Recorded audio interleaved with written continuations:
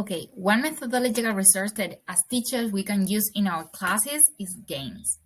There are different types of games that can be adapted to develop any of the 4 skills according to the level of the class. This kind of activity can be very useful when it refers to young learners and very young learners, since it makes students feel mentally and emotionally engaged.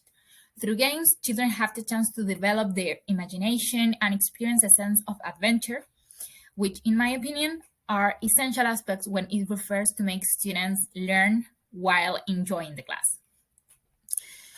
We can use games that incorporate more than one of the 4 skills at a time, so that students can work on their abilities without even notice it.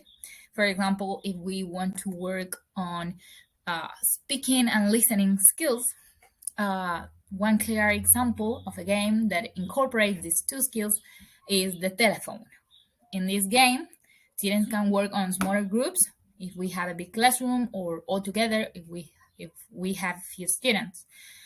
Students have to think about a sentence ideally related to the topic, the grammar tense, the vocabulary, etc., that they are working on during the classes.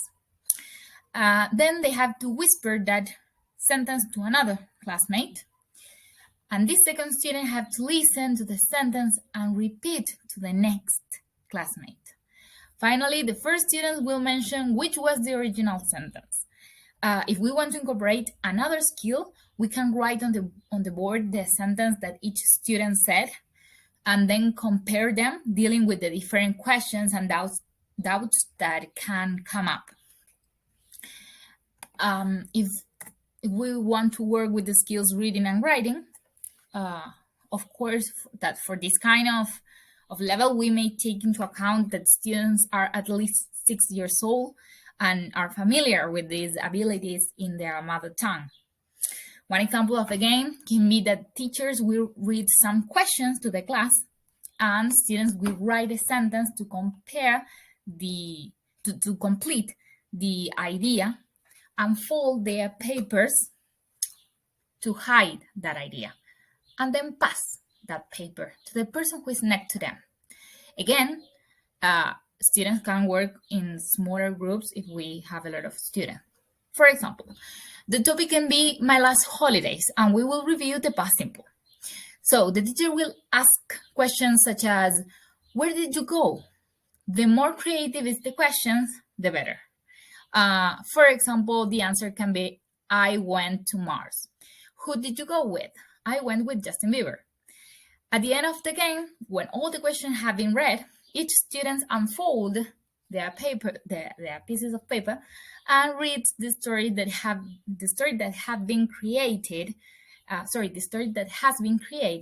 to the rest of the group. If we want to incorporate the speaking skill, we can ask our students to read everything first and then retell their classmate the story.